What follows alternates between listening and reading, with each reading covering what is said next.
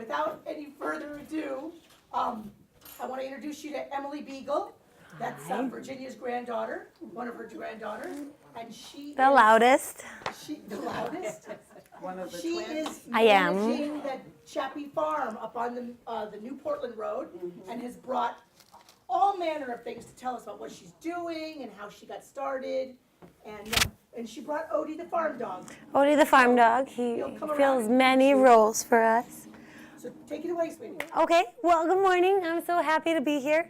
Like she said, I'm Emily Beagle. I'm the founder, builder, schemer, schlepper. I do all the work at the New Portland Road property over on the Moody's Chapman's farm. I'm so excited to be here and share a little bit of my adventure with you. I've been farming for about 10 years now, but this is the first time I've been back in Maine. And I'm excited to tell you a little bit about where I've been, what I've been doing. I'd like to share some of the Chapman property history with you and then hear from you what you remember about it. And then I'm hoping that together we can scheme on how to turn this thing into a billion-dollar business. One baby chick and one bunch of carrots at a time by next year, because we really don't have any time to waste here. So as Lisa mentioned, one of my favorite roles, besides being a farmer and entrepreneur and a baker and a cook, is being my grandma's granddaughter. And I just have to tell you, I'm sure you know, but she is a great person to have on your team. Because I moved back to Maine about 8 months ago, and before I even got on that land, I said to Grandma, I thought in confidence, I said, well, what do you think about sheep? At my parents' house. And that night at dinner, she said, just as grandmas can do, she said, so Alan, who is my dad, what do you think about having sheep? and somehow it just goes better when grandma says it rather than this daughter who's been gallivanting around the world and comes back and now wants to put 20 sheep on your land, you know. So she is a great person to have on your team. And the only problem was when I said, but Grandma, then we're going to eat them. And then she said, oh, no. No. That's what she said. I said, if you feel like darning and yarning, then yes. But so just to get started, one thing I find really unique about farming, and it really makes it humbling and gives you some perspective, is that it's been part of human culture for as long as humans have been around. Be it agriculture or growing animals for harvest or product, this is not something new. And even though mechanization and technology has really improved the efficiency of how much one person can do, the process is largely unchanged. You start with a seed and you end with a fruit, which then you consume. And I think that's really neat in that you're tapping into the original idea, which I knew you guys would like, the originals. And my experience in farming, which has been about 10 years now, has been largely influenced by the original people on the land, the original environment that I'm working with. All of it is impacted by what existed there first. And I definitely couldn't have gotten where I've gotten today without the help of the people that have been doing this for longer than I have. I know that probably you guys, lots of my friends who have helped me, you have grown for sustenance. You grew with a purpose. You harvested, you preserved food because you needed to. And I'm pretty lucky that I'm choosing this as my profession. This is not something necessity-based. It's a desire I have, and I think there's a market in it. But I want you to know that I appreciate what's been done. I learn from it every day. I don't think I know best by any means, but I am also somebody that learns by doing. So that's what's largely shaped my journey. So I'll just give you a little bit of my history. And then I was hoping that you could tell me some of yours and we could share ideas on how to really do this the right way. As you know, I grew up in Gorham, over by White Rock. I grew up like a regular kid. We played outside until dark and read Shel Silverstein books. And the only inclination at that time I had towards gardening was that my mom would give us 5 cents for every tomato worm we pulled off. And that's kind of a gross process. I mean, looking back, we were really kind of sadists. We'd smash them and keep count. But that was, I wasn't ever, when I was young, I wasn't really inclined towards farming as much as I was towards everything else. But my mom is from Iowa, and so she comes from corn country and combines, and she always had a garden. And I've always loved BLTs. That's a staple in our house in the summer. But I didn't really know I wanted to be a farmer until about 20 years later. After high school, I went to Syracuse University.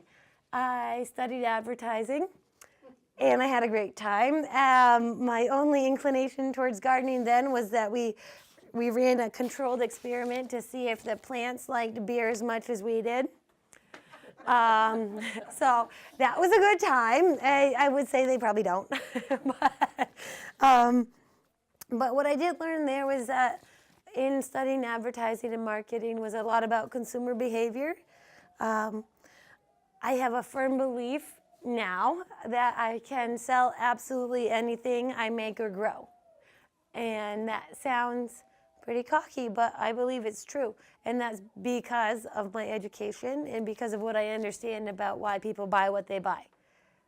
That has come in pretty useful in the last 10 years as we've navigated advertising to communities, in farmers markets, in CSAs. Everybody's trying to sell the same products. In the summer, everybody has tomatoes, everybody has zucchini, everybody has lettuce. And what sets you apart is how you make it accessible to your customer. And that's really been a hallmark in the success of our businesses. It's a cutthroat place these days in the agricultural business. Organic is a big trend. You know that. Healthy food is a trend. Quinoa is in everybody's face. And to make yourself attractive as a contender, you really have to know how to play the game and take strategic and creative advertising. And that's one thing I offer. My sisters would contend that I'm more of a bull in a china shop and I just barrel through. But I think that in that barreling through, I get a couple people to think that what I have is pretty neat. And that's what's made this work. Before this gets cold, I want to interject with, as I've grown my businesses, we started out growing vegetables, and then we grew to have a bakery, and then a cafe, and that was in California. And then later on, in Hawaii, I had a food truck. One thing that's important to me is to sell the same thing 3 times over. For example, if you came to my farm stand right now, you would see butternut squash at 59 cents a pound. You can buy that any day, right? Okay. You can buy butternut squash bread. This loaf right here probably, depending on who's asking, costs you between $6 and $8. And it would feed about 12 people on a regular day. So there's that squash twice. And then one thing we also do is ready-to-eat food. So I'd also sell you a cup of soup. The same thing. That would be butternut squash soup. And that would cost, not any of you because your money doesn't work at my farm stand, but to the regular consumer, I'd sell a quart of this for probably between $4 and $6 because I made it, I kept it hot. You pay what you want, obviously. So these are, oops, sorry. Oh, sorry, here we go. Oh my goodness, can you imagine? So we do this at my farm stand. We sell ready-to-go food. We've done that everywhere we've been, is sell grab-and-go food, because a lot of people, including my older sister, they like healthy food, but they don't have the time to make it. So I'm always trying to figure out who I'm marketing to and then figure out what they need. Would you like one? Okay. We do that. And then one other thing we do is sell preserved food. As you can see on my table here, I have quite a few pickles. I have fermented foods. I have dried foods. I really hate to see anything go to waste. I think I learned that from my grandma. But just can't stand to see it go. So of course I would Okay, that'd be great. Is that enough there? So we do that too. And so I'll have pickles for sale. I have preserved foods for sale. I'm always trying to make a buck. You know, if it's gonna go bad, you better believe I'm gonna do something with it before it spoils. The last thing I'll send around, just so that we get this out of the way, are some squash cookies. These are just, you know, so I'm doing 3 things with the same product. You can either get it raw, you can get it cooked, you can get it in a soup, you can get it in a cookie, you can get it in a bread, or you can get it in a jar and it'll stay for about 2 months in your pantry. So that's just one thing that I've learned as we go. But I just want to interject with that there and tell you that's how part of my college education and having 2 very business-minded sisters really impacted my work. We are always focused on the end game. And so I've passed out to you, and you can see on the second page of that handout, there are a couple of spreadsheets. And I know that's kind of boring and it doesn't make a lot of sense that somebody who likes to play in the dirt all day would like to work with spreadsheets, but I want to impart to you that for most of my farms, and now this is my 5th that I've started, we start from the end. So I know that every month I need to cover my inputs, I need to cover my overhead, which means my water costs, my gas costs, my tractor maintenance, all of that. And I need to cover my credit card bills for my shoes and my chocolate habits and everything else I like to spend money on. So I have this number. I know that I have recurring costs and I have fun costs. And I need to make, let's say, X amount per month. Okay, how do I do that? Well, I identify my markets. I have my retail store right now is my farm stand on New Portland Road. That's new. I got on that property about 8 months ago. I'll go into that in just a moment. But I'm hoping that people come there and pay me retail cost for that. That's a real benefit to farmers that not many people have because usually farms are remote and inaccessible and they're not always aesthetically pleasing. If a production farm is not the same farm you see on TV or the same farm you see in England, you know, it's not a rose garden, it's a production farm. It's not always pretty, but it is highly productive. So I've been really lucky to have this property that is highly visible and highly accessible to all of Gorham. That's a real benefit. But that also means I have to work a little bit harder to make it pretty and make people know that I'm growing what they think I'm growing and keep them interested and keep them coming, and then identify other markets. You know, would you like to have tea in the garden or yoga in the tomatoes or absolutely anything else? But it's a benefit and also a detriment to be highly visible. So I have my retail market now. Next year I'll also do a CSA. I don't know if you're familiar with those. Okay, where people buy in and then they get a weekly delivery of produce. I've been doing those since I started. I learned how to farm on Vashon Island in Washington. But those are tricky too because everybody gets sick of kale and they don't know what to do with it. And then you have to keep them interested and keep them coming back. And I'm hoping to get into a couple farmers markets next year. But again, that's a lot of labor involved. And that's ideally what this stand will help me skip is that middleman step where I either have to spend my time being there or haggle over the price of lettuce with people, which is the worst when they don't want to pay you for your work. And it's just not very much fun. However, it is good visibility, right? So you're always doing the push and pull. Wholesale accounts to restaurants, great. But you're knocking it down by $2 a pound for whatever you grew. So you either need to produce that much to make it worth it, or you need to have enough people stop at your stand. These are things we're always juggling. But it's a real fun balance. We have a good time. I think the neatest part about being in Gorham is that so many people have stopped at my stand and said, "We thought this would be a housing development." And I said, "No, it's tomatoes," you know, or things like that. And we have a lot of big plans. It's really unique for me to be on my own. I've worked with my sister for the past 10 years. We were right outside of Yosemite for 5 years, which was kind of a neat thing. We were farming on old mine tailings from the gold rush. So not very nutrient rich, but it kind of kept it exciting because we were always hoping to find gold or obsidian because there's a lot of that. And then also there are quite a few rattlesnakes, so it keeps you on your toes when you're working in the sun like that. And then after that, I was in Hawaii.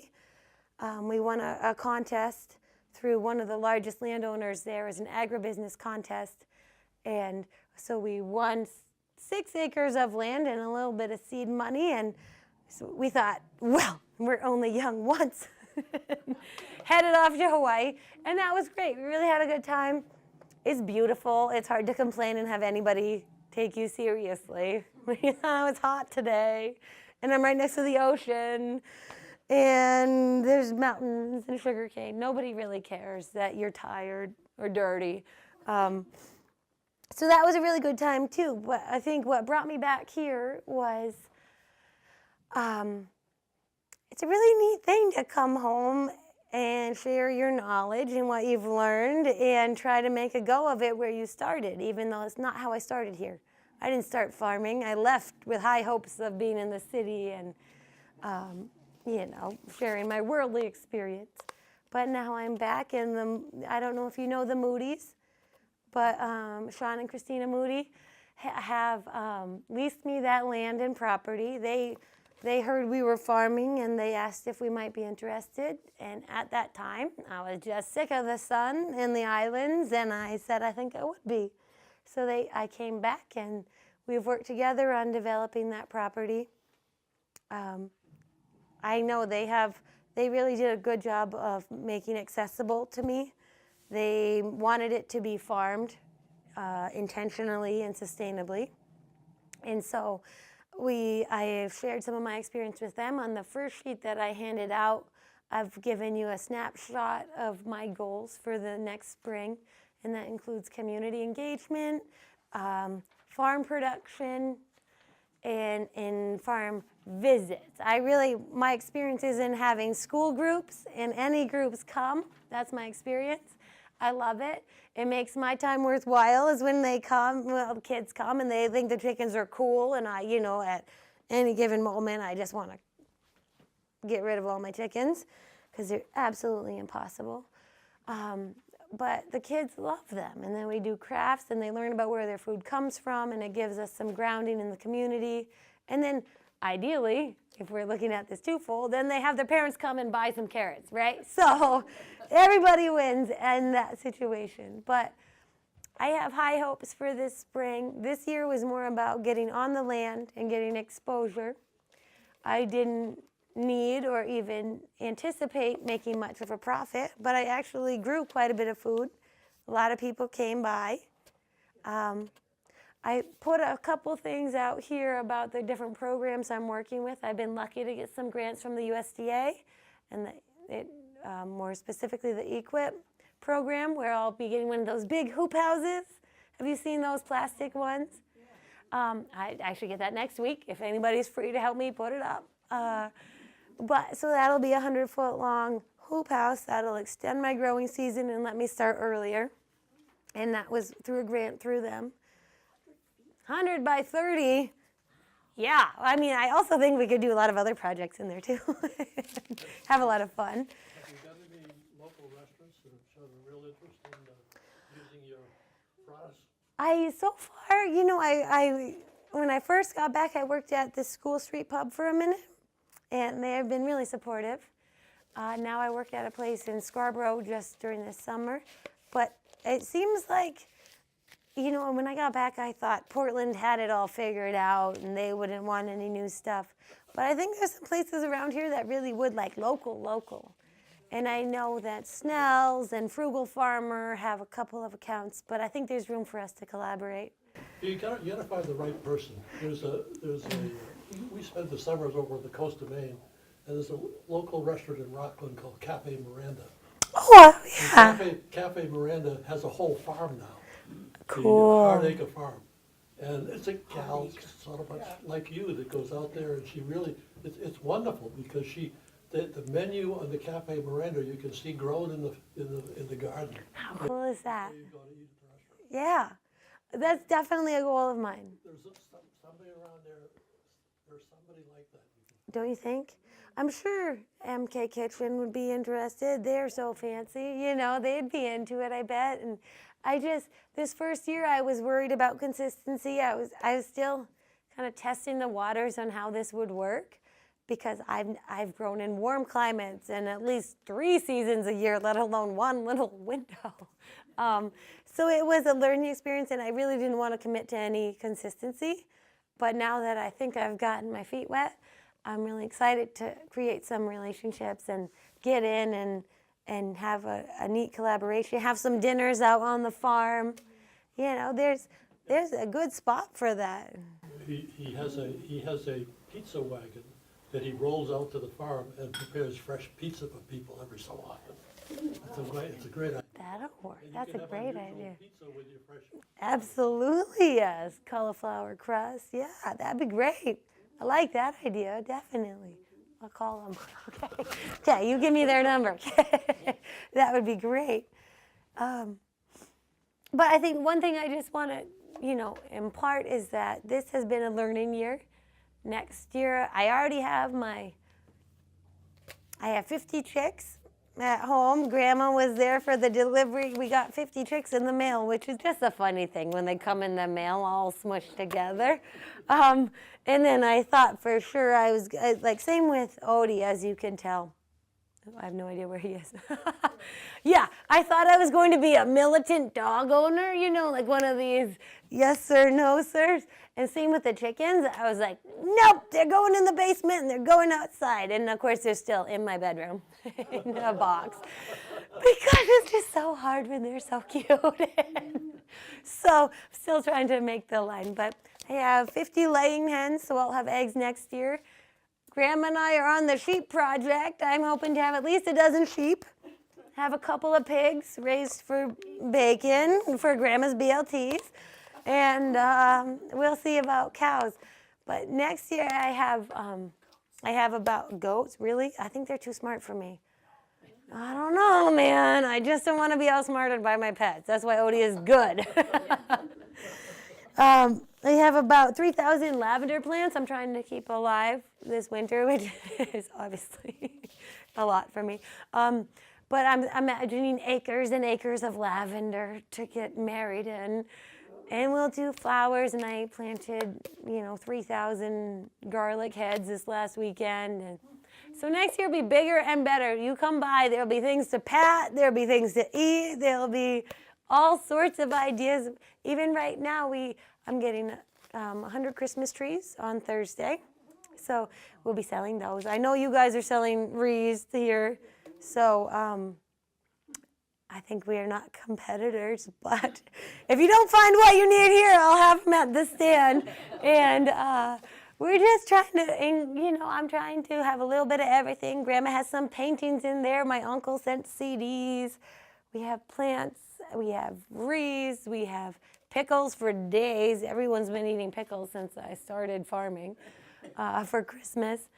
But I'm really excited about this spot and these people, and I've had such a good experience in my first 6 months here that I'm really excited to be here. How many people work with you besides your sister? Well, she didn't move back with me. She's still in Hawaii. Yeah, I know. This was a big split. So I have Grandma and I have my mom. They have been my planting force, and Grandma has been instrumental in manning the stand.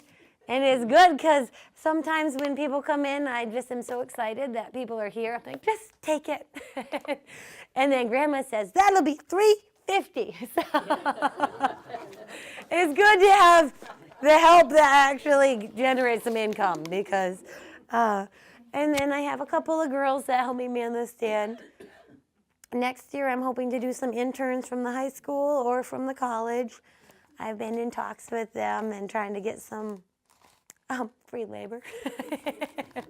But so far it's just me running the show, and that's empowering and also overwhelming.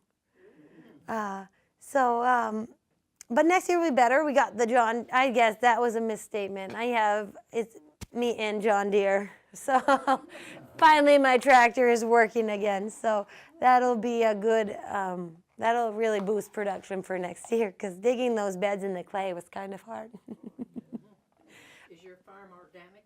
It is. It'll take, as I'm sure you know, but not to be redundant, but it takes 3 years of record keeping.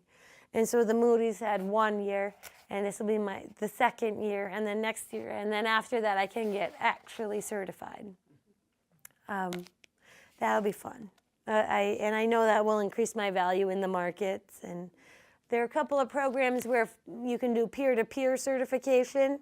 We did that in California, where it's certified natural, and you have other farmers come and vouch for you and your practices and say that you're doing it well. And that's been popular in markets where people understand that. But it is organic. My biggest driver in this is that I like to eat a lot of food, and I want to know where it comes from. So I would like to know that my food doesn't have any chemicals on it, and that's why I grow the way I do, and I use the practices I do. I'd much rather have weeds around it than Roundup. So yeah, it's been really fun. So do any of you guys have any memories of that farm and that property? Betty, tell us some things. Share some things with Emily so she knows. Well, basically, I don't know, it would have been in the 50s. Yeah, okay. There was a mobile home on the side of the road, near the road. I don't know who lived in it. You remember that, Rosalie? Going down New Portland Road? The school bus would stop there and let the kids off. Okay. I remember It's that. basically just wide open. Was it always The open? thing I want to tell you that I was amazed when I went down, knowing, you know, it's being developed, was that body of water and the birds. So many geese. I know. You stop the car, you know, suddenly, because I never see so many. Hundreds and hundreds of Canadian geese. That's the one thing Odie is good at. Besides being very friendly, he really did know the boundaries, and he would kind of go out and secure the perimeter and just push them back over. But there are hundreds. I had so many people stop and ask if they. Who's living in the house that they fixed that?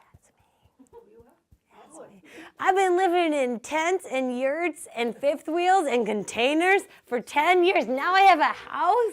There's hot water. There's electricity. Oh my God. Well, yeah, but I didn't even know how to work the dishwasher. I mean, you know, I haven't seen any of this stuff in a long time. So I know, moving on up. There's a roof. There's a basement. My sister came over. She said, well, you have to have a TV. I said, why? Don't people just want to come and talk to me? She said, no. I said, okay. But it's such a neat little house. There's a fireplace right in the bedroom there. And it's fun because now I can be open whenever I'm there, because if I happen to be pickling or baking pies, because selling pies too, then I just leave a little note that says, oh, just honk. I'll come right out. So it's so fun. And it's just such autonomy, really, to be there by myself and just tootle around on the tractor. But I did also hear that there used to be a golf course there. Is that right? They seem like kind of, they seem very entrepreneurial over there. And I think, is it Shirley used to work at Barrows? Yeah, I heard. I think it was way in Shirley, and they built it in the 50s, is what I heard. And I've been lucky to meet a couple of the grandchildren, and they've come by and told me their memories of like swimming in that pond where I pull my irrigation from. And I tell you what, when I put in my pump, there are like all these frogs, and there's this big turtle looking at me. And then these guys are coming by telling me they used to have a diving board into this thing, and oh no! But it's I guess I'm just getting soft in my old age. I don't know. I just don't want to swim with snapping turtles anymore. But yeah, it's been really neat to have people tell me what they remember about it. And I'm right along that railroad bed. in the back, and so that's been fun. I have a couple of people come by who used to be really involved with the railroads, and they tell me everything that they remember about it. So one thing, when I met with Lisa the other day, she was talking about that maybe a community garden would be a good idea to get people involved, to have plots that people can farm and harvest from and come be a part of it. And I was just wondering if you had any other ideas on what might bring people to a farm besides hay rides and ice skating. You know, I'm open to absolutely anything, but I need a little help on brainstorming. I was curious, what has worked in your experience? Or what have you grown that's done well, or pickled, or baked? Do you have any advice?